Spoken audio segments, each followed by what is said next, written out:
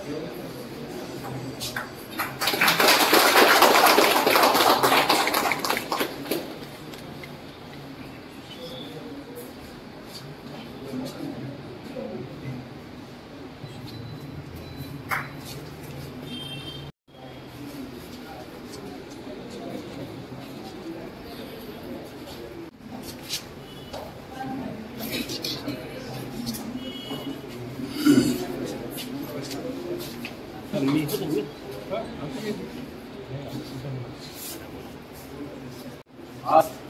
स्वातंत्र्यवीर सावरकर जयंती निमित्त आपण सगळे जमलेलो आहोत।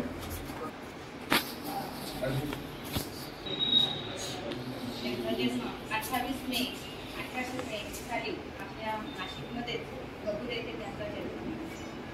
त्यांना 2 भावंड आणि आपली एक बहीण होती। त्यांच्या भावांना मोठ्या भावाचं नाव होतं बाबाराव गणेश आणि लहान भावाचं नारायणराव आणि बहीण त्यांची मौनाबाई बहीण। तर सावरकर हे 9 वर्षाचे असताना त्यांची आई वारली आणि मग त्याच्यानंतर त्यांची मोठी भावजाई होती तर येसुवहिनी म्हणून यांनी या भावंडांचा सांभाळ केला।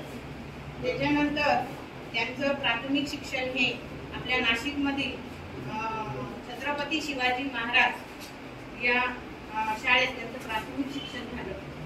त्याच्यानंतर त्यांचं माध्यमिक शिक्षण आणि उच्च शिक्षण हे फर्ग्युसन कॉलेजमध्ये झालं।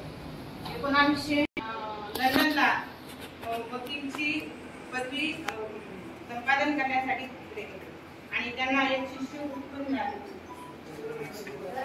सावरकर हे म्हटलं तर एकदम सशस्त्र असं नेतृत्व, सशस्त्र क्रांतिकारकाचं जे नेतृत्व असतं ते नेतृत्व त्यांच्यात होतं आणि त्यांना मातृभूमीचं जे प्रेम होतं ते आत्माच असं प्रेम होतं आणि त्यांनी ठरवली मातेची की मरता मरता मरितो पावे झुंजावे अशी शपथ घेतली आणि त्याच्यानंतर ते इंग्लंडला इंडिया